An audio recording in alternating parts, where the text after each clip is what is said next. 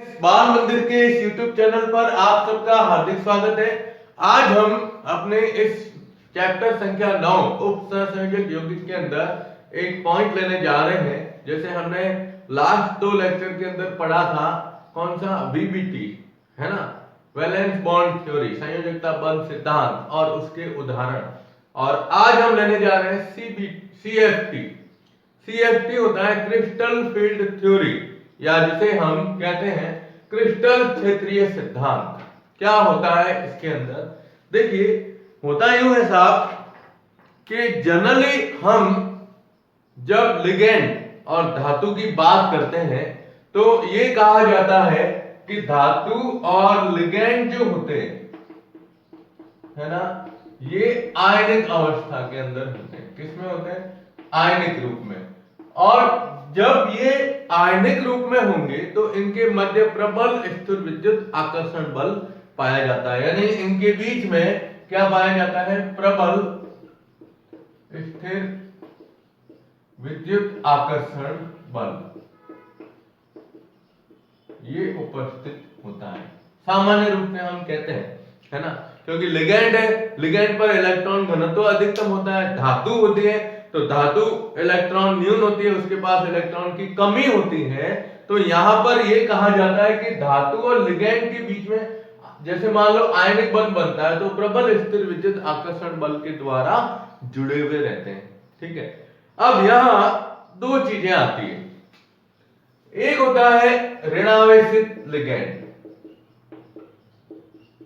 कौन सा? ऋणावेशित लिगेंड। और एक होते हैं उदासीन लिगेंड। दूसरे कौन से होते हैं? उदासीन लिगेंड होते हैं। जब हम ऋणावेशित लिगेंड की बात करते हैं तो इसको यहां क्रिस्टल फील्ड थ्योरी के अंदर एक बिंदु आवेश के रूप में दर्शाया जाता है। किसके रूप में? बिंदु आवेश के रूप में। हम ये मानते हैं कि इसकी संरचना के अंदर ये जो ऋणावेशित लिगेंड है यह बिंदु आवेश के रूप में रहता है, और जो ये उदासीन लिगेंड होते हैं यह द्विध्रुव अणु के रूप में रहते हैं। किसके रूप में? द्विध्रुव अणु के रूप में रहते हैं। ये क्या है ना, जनरली हम इसको पढ़ने से पहले कुछ ये पॉइंट बता देते हैं। ठीक है, अब द्विध्रुव है तो 2 सिरों वाला होता है, ठीक है ना। अब ये कहा गया है कि जो ये डी कक्षक होते हैं, हम जानते हैं डी के अंदर ये 5 उपकक्षक पाए जाते हैं। 1 2 3 4 और 5 उपकक्षक होते हैं, है ना। इनमें हम ये लेते हैं DXY, DYZ, DXZ, DX square minus Y square और D क्या आता है? Z square. ये शुरू के 3 और ये 2। ठीक है, तो सामान्यतया जब ये पांचों कक्षक एक दूसरे के साथ में जुड़े हुए रहते हैं, यानी ये पांचों इस प्रकार से रहेंगे तो इनकी ऊर्जा क्या होती है? समान होती है। और इन कक्षकों को हम क्या कहते हैं? समभ्रंश कक्षक कहते हैं। क्या कहते हैं? समभ्रंश कक्षक। और ये होता है, हम बात कर रहे हैं केंद्रीय धातु परमाणु के अंदर। किसमें?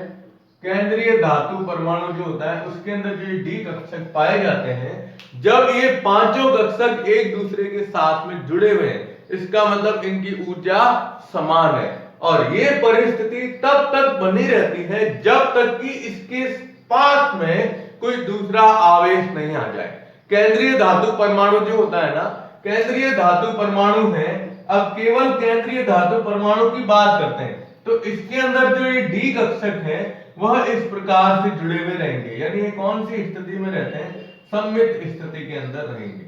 लेकिन जैसे ही इसके क्षेत्र के अंदर कोई ऋणावेश या ये दोनों में से कोई एक लिगेंड इसके क्षेत्र में प्रवेश करता है तो आने वाले लिगेंड और इन डी कक्षकों के अंदर जो इलेक्ट्रॉन पाए जाते हैं, उन लिगेंडों में पाए जाने वाले इलेक्ट्रॉन और इन डी कक्षकों में पाए जाने वाले इलेक्ट्रॉन के बीच में प्रतिकर्षण हो जाता है और प्रतिकर्षण होते ही ये पांचों कक्षक जो होते हैं ये टूट जाएंगे। ये क्या हो जाते हैं? टूट जाते हैं और एक बनाते हैं उच्च ऊर्जा स्तर और एक बनाते हैं निम्न ऊर्जा स्तर। वापस सुन लीजिएगा क्या होता है साहब कि पहले हम ये कहते हैं कि भाई ये धातु और लिगेंड है जो आयनिक है। आयनिक अवस्था के मतलब होता है कि ये परस्पर स्थिर विद्युत आकर्षण बल, क्योंकि विपरीत आवेश है, अब विपरीत आवेश आपस में जुड़ा हुआ रहता है। यहां हम लिगेंड जो रहते हैं ऋणावेशित, उसको बिंदु आवेश के रूप में मानो। और दूसरा है उदासीन लिगेंड जो होते हैं जैसे H2O NH3 वगैरह जो होते हैं, तो उनके अंदर लॉन पेयर पाया जाता है, तो उसको हम किसके रूप में? द्विध्रुव आघूर्ण के रूप में मान लेते हैं। ठीक है। जब केंद्रीय धातु परमाणु की बात की जाती है तो केंद्रीय धातु परमाणु के अंदर जो ये डी कक्षक होते हैं, जो 5 उप कक्षक के अंदर रहते हैं, इनकी ऊर्जा क्या होती है? समान होती है, जिस कारण इसको समभ्रंश कक्षक के रूप में लिखा जाता है। ये अभी सममित स्थिति में है। लेकिन अगर इस केंद्रीय धातु परमाणु के साथ में कोई लिगेंड आकर उप सहसंयोजक बंध बनाने का प्रयास करता है, तो जब ये लिगेंड इसके इस क्षेत्र के अंदर आएगा, है ना, तो इन लिगेंड के अंदर जो इलेक्ट्रॉन है वह और इन डी कक्षकों के अंदर जो इलेक्ट्रॉन होते हैं उनके बीच में प्रतिकर्षण बल उत्पन्न होता है और प्रतिकर्षण होने के कारण ये समभ्रंश कक्षक जो पहले सममित स्थिति में होते हैं वो असममित स्थिति में बदल जाते हैं। यानी इनमें ये आप जानते हो ना, इसके अंदर कौन से होते हैं? 2। ये पहले 3 जो होते हैं ये इनको कहा जाता है T2G और इनको कहा जाता है EG। ये निम्न ऊर्जा स्तर के और ये उच्च ऊर्जा स्तर के होते हैं। तो जैसे ये इसके मध्य में आएंगे, बीच में इसके क्षेत्र में आते हैं, तो इलेक्ट्रॉन इलेक्ट्रॉन प्रतिकर्षण के कारण ये दोनों, ये 2 भागों के अंदर क्या हो जाते हैं?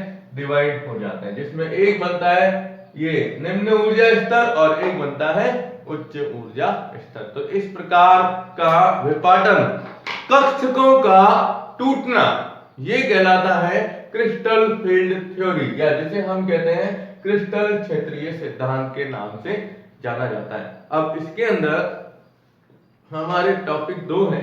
एक है अष्टफलकीय जो होता है, तो अष्टफलकीय संकुल में CFT किस प्रकार से दर्शाई जाती है, और एक होता है चतुष्फलकीय में CFT के बारे में।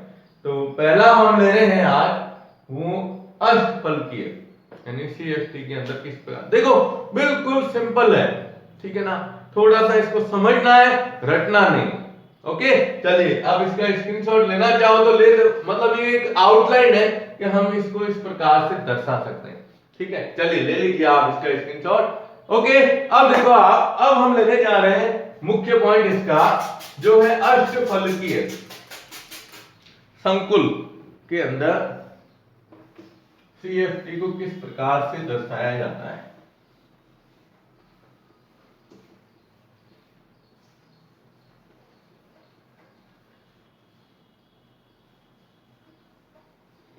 देखिए अष्टफलक की जब बात की जाती है तो इसमें केंद्रीय धातु परमाणु से कितने लिगेंड जुड़े हुए रहते हैं?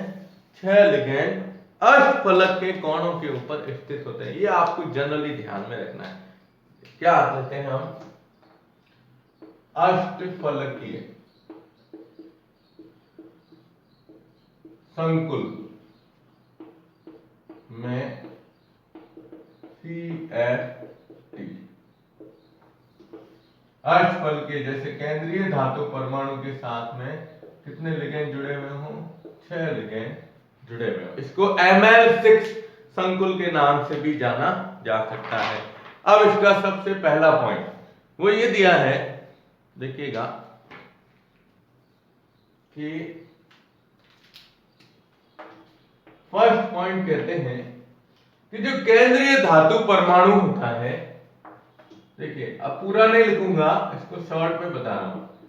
केंद्रीय धातु परमाणु है ना, तो केंद्रीय धातु परमाणु के अंदर जो डी कक्षक होते हैं, उन डी कक्षकों के अंदर साफ स्थिति बताई गई है कि इसमें 5 जो उप कक्षक हैं, कौन से?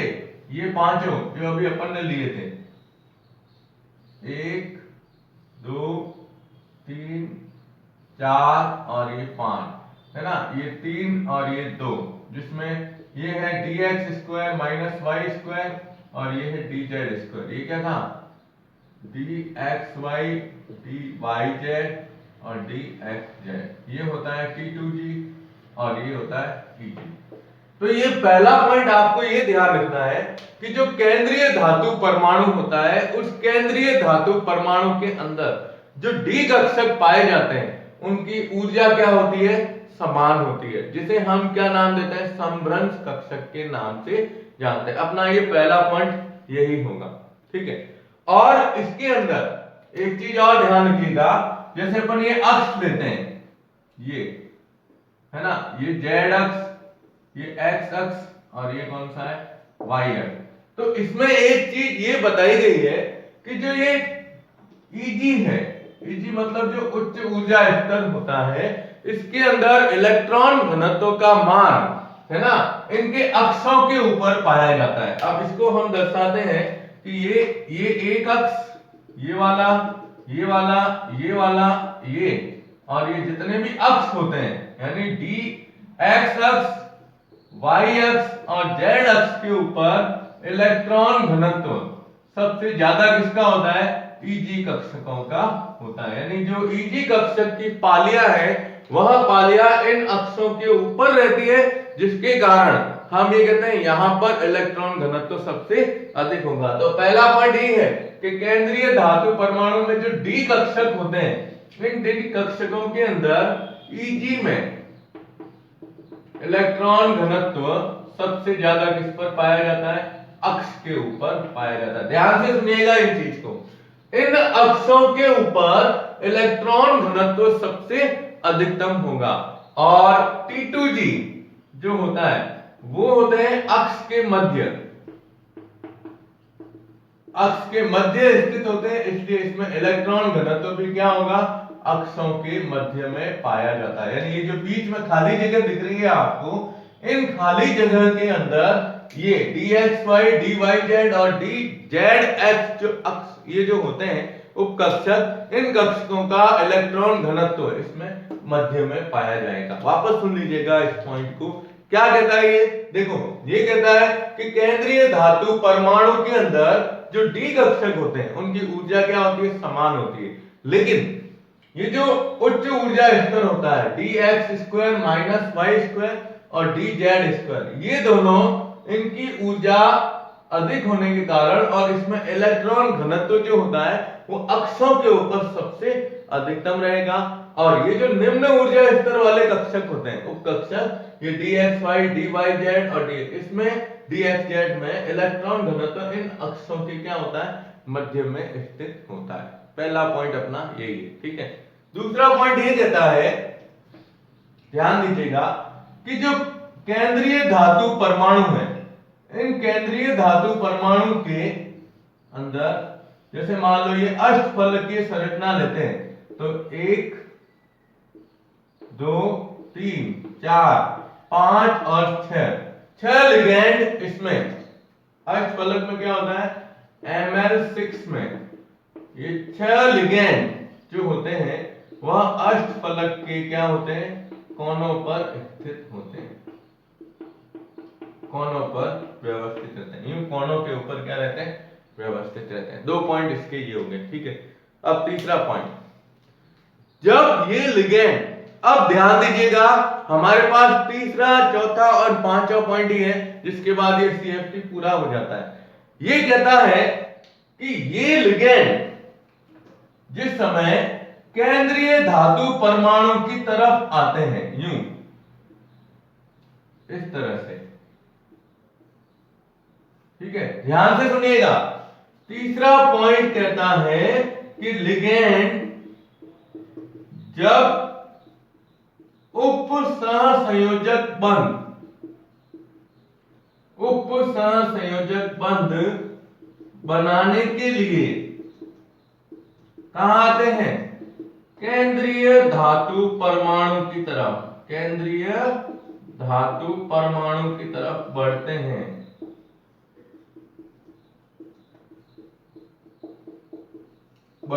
देखो कैसे बढ़ते हैं, इधर ध्यान दीजिएगा। इसमें ये कह रहा है कि ये लिगेंड जितने भी हैं, ये जब यहां से यहां बंद बनाने के लिए आगे बढ़ते हैं, ठीक है, तो ये हमेशा लिगेंड कैसे आएंगे, अक्षों के ऊपर आएंगे। अक्ष जो होते हैं ना, ये एक्स अक्ष, वाई अक्ष और जेड अक्ष होते हैं, इन अक्षों के द्वारा केंद्रीय धातु परमाणु की तरफ बढ़ते हैं।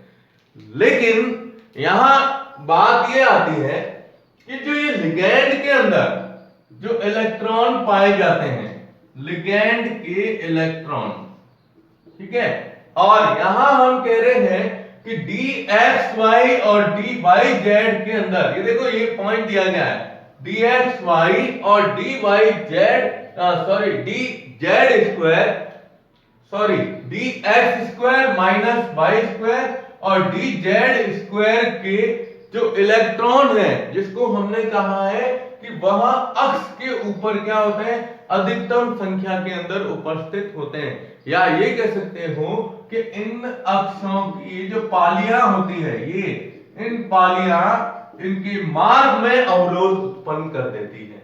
वापस सुन लीजिएगा, देखो क्या कहता है कि जिस समय लिगेंड जो होता है, लिगेंड केंद्रीय धातु परमाणु की तरफ आएगा इससे बंद बनाने के लिए, है ना, तो केंद्रीय धातु परमाणु के अंदर जो डी कक्षक होते हैं, इन डी कक्षकों में हमने कहा कि Eg के जो इलेक्ट्रॉन है वो अक्ष के ऊपर पाए जाते हैं, ठीक है। अब Eg के इलेक्ट्रॉन इन अक्षों पर पाए जाते हैं, तो ये अक्ष से लिगेंड बनाने के, लिगेंड जो होते हैं वो अक्ष से बंद बनाने के लिए आगे बढ़ते हैं। अब ये इलेक्ट्रॉन जैसे ही आगे बढ़े तो अक्ष के ऊपर, अक्षों पर जो ये होते हैं ना अपने कौन से Eg के इलेक्ट्रॉन, जो इसके अंदर इलेक्ट्रॉन पाए जाते हैं, ये इलेक्ट्रॉन लिगेंड के इलेक्ट्रॉन के द्वारा प्रतिकर्षित किए जाते हैं। मतलब इसमें क्या होता है कि जैसे इलेक्ट्रॉन आगे बढ़े, भाई हमारे पास ये केंद्रीय धातु परमाणु है, ये लिगेंड आगे बढ़ रहा है यूं, ठीक है, और इसके अंदर जो इलेक्ट्रॉन है, इसके अंदर डी कक्षक के अंदर, ये डी कक्षक के इलेक्ट्रॉन लिगेंड के इलेक्ट्रॉन के द्वारा प्रतिकर्षित किए जाते हैं। दोनों में प्रतिकर्षण होगा, बहुत ही तीव्र गति से प्रतिकर्षण होता है, और प्रतिकर्षण होते ही जो पहले हम ये कह रहे थे कि इनकी ऊर्जाएं समान हैं, इनकी ऊर्जाएं क्या है, समान है, लेकिन जैसे ही प्रतिकर्षण हुआ तो इन दोनों कक्षकों की ऊर्जाओं में अंतर आ जाता है, और अंतर आते ही ये कक्षक जो होते हैं ये क्या हो जाते हैं, टूट जाते हैं, दो भागों में विभक्त हो जाते हैं, और इसे ही कहा जाता है कौन सा, क्रिस्टल फील्ड थ्योरी या क्रिस्टलीय क्षेत्रीय सिद्धांत, जिसमें कक्षकों का विपाटन होता है, और इस विपाटन के अंदर जो ऊर्जा उत्सर्जित होती है उस ऊर्जा को ही हम कहते हैं क्या, क्रिस्टल क्षेत्रीय ऊर्जा के नाम से या विपाटन ऊर्जा के नाम से जाना जाता है, ठीक है। देखो थोड़ा सा इसकी थ्योरेटिकल क्वेश्चन है ना। अब मैं ना वापस इसको पूरा रिपीट करता हूं। ये रिपीट करने के लिए अपन क्या करेंगे, इन कक्षकों के विपाटन की बात करते हैं, ठीक है। तो आप इसका स्क्रीनशॉट लेना चाहो, ये आउटलाइन के हिसाब से लेना चाहो तो ले सकते हो, वैसे इसमें कुछ देख लो आप।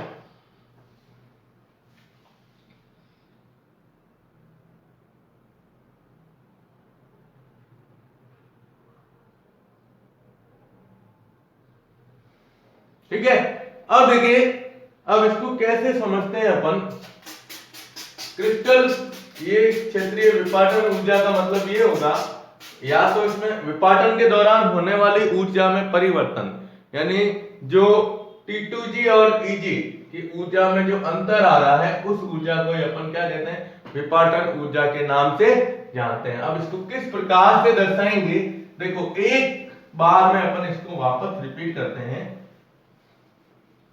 और एक चीज और कह देता हूं कि इस वीडियो के साथ में केवल अष्टफलकीय जो हम ले रहे हैं ये क्रिस्टल फील्ड थ्योरी, इसके मुख्य पॉइंट जो अपन ने अभी लिए हैं, 4-5 पॉइंट है, इन पॉइंट को मैं इस वीडियो के साथ में क्या करूंगा, इसकी इमेज को जो लिखा हुआ है पॉइंट, इसकी इमेज को साथ में अपलोड कर लूंगा, ताकि क्या है कि आप वीडियो देखें पूरा, और वीडियो देखने के बाद इसके जो ये 5 पॉइंट है, इन 5 पॉइंटों को पढ़ लें। ठीक है, चलिए अब देखिए आप, हमारा अगला पॉइंट आता है इसके अंदर, वो यही है कि यहां जो हम ये क्रिस्टल फील्ड थ्योरी पढ़ रहे हैं उसको किस प्रकार से दर्शा सकते हैं। जैसे हम कहते हैं सामान्य रूप से, ध्यान दीजिएगा,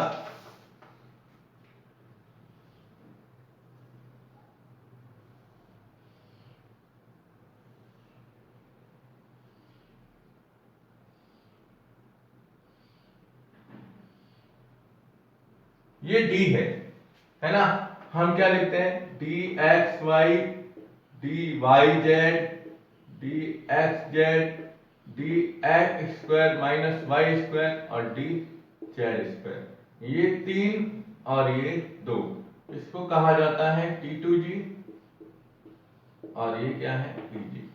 अब हमने क्या कहा कि जो केंद्रीय धातु परमाणु होता है, उस केंद्रीय धातु परमाणु के अंदर जो ये कक्षक होते हैं, ये एक गोलीय पृष्ठ के रूप में सममित स्थिति के अंदर पाए जाते हैं। ठीक है, तो हम इसको जब गोलीय पृष्ठ के रूप में दर्शाएंगे, जैसे मान लो ये 5,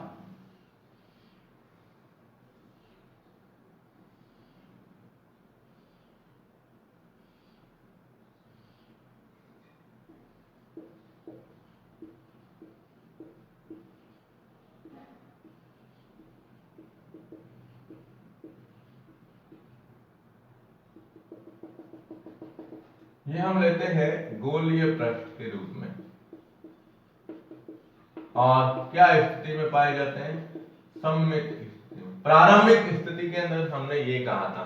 ठीक है, ये क्या होता है कि केंद्रीय धातु परमाणु के अंदर सामान्य रूप से डी कक्षक इस प्रकार से पाए जाते हैं। इस समय इनकी ऊर्जा क्या है, समान है, इसलिए हम इसको क्या कहते हैं, समभ्रंश कक्षक कहते हैं। क्या कहते हैं, समभ्रंश कक्षक कहते हैं। अब ये इनका ऊर्जा लेवल है ना, वो अपन इस प्रकार से दर्शा देते हैं, ये इसका सामान्य ऊर्जा लेवल है। ठीक है, अब हुआ यूं कि जैसे ही इसके केंद्रीय धातु परमाणु, जैसे अभी अपन ने बताया था कि ये लिगेंड इस तरह से इसके साथ में यूं बंध बनाने के लिए क्या होते हैं, आगे की तरफ यूं बढ़ते हैं, यूं केंद्रीय धातु परमाणु की तरफ बढ़ते हैं। तो इसमें जो ये 2 है Eg की जब बात की जाती है तो Eg के इलेक्ट्रॉन कहां होते हैं, अक्षों पर होते हैं, और ये बंध बनाने के लिए लिगेंड आगे बढ़ता है ना, तो अक्ष से आगे बढ़ेगा, अक्षों से निकलेगा। तो लिगेंड के इलेक्ट्रॉन और इस केंद्रीय धातु परमाणु के ये इन कक्षकों के इलेक्ट्रॉन जो होते हैं ना, इनके मध्य में प्रतिकर्षण बल उत्पन्न होता है, जिससे इनकी ऊर्जाओं में अंतर आ जाएगा। और जब इसकी ऊर्जाओं में अंतर आएगा तो ये 2 भागों में डिवाइड हो जाएंगे।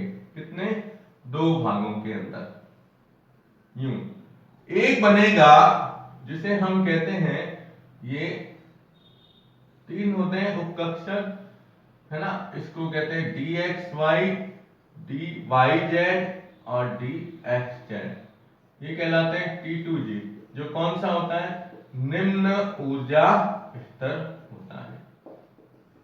ठीक है, और एक इसके अंदर ये 2 भागों में जो डिवाइड हुए हैं, ये इसमें दूसरा बनता है ये dx square minus Y square और dz स्क्वायर, इसको कहते हैं Eg,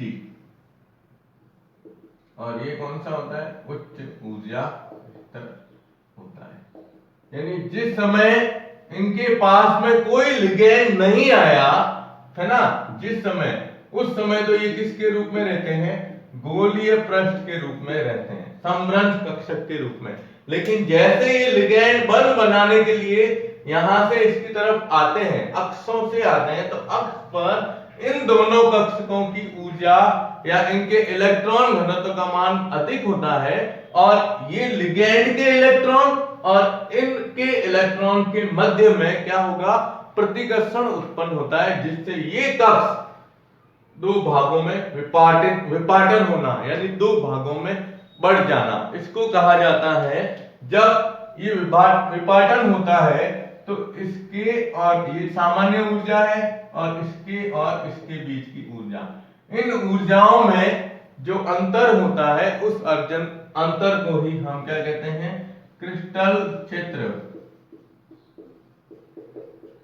विपाटन ऊर्जा के नाम से जाना जाता है, जिसे दर्शाया जाता है डेल जीरो के बराबर। यानी इसका डेल जीरो का मान होता है प्लस 0.6 और इसका होता है डेल जीरो का मान माइनस 0.4 के रूप में दर्शाया जाता है, सॉरी माइनस 0.4 के रूप में, या हम ले सकते हैं 2/5 और इसको बताया है 3/5 के रूप में। ये एक सामान्य क्रिस्टल फील्ड थ्योरी कहलाती है। ठीक है, इसको वीडियो को ध्यान से एक बार में समझ में नहीं आएगा, 2-3 बार वीडियो को देखिएगा।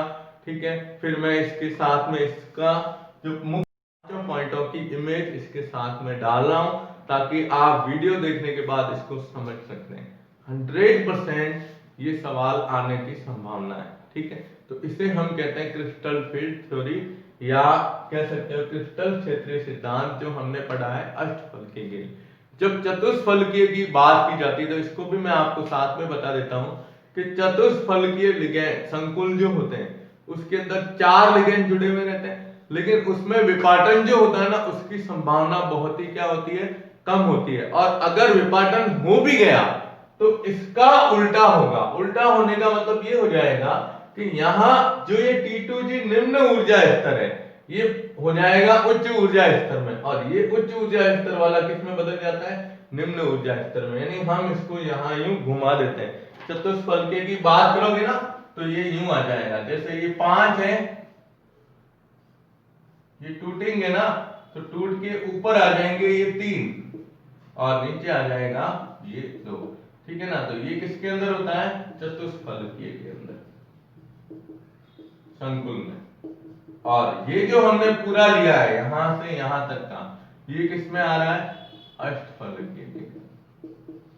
ये ऊर्जा अंतर ध्यान रखिएगा कि दोनों में ऊर्जा अंतर होता है, उसे हम क्रिस्टल क्षेत्र विपाटन ऊर्जा के नाम से जानते हैं। ठीक है, तो आप बाल मंदिर बाड़मेर के इस यूट्यूब चैनल को ज्यादा से ज्यादा सब्सक्राइब कीजिएगा, इसका स्क्रीनशॉट ले लीजिएगा ताकि इसको समझने में थोड़ी आपको हेल्प हो जाए। धन्यवाद।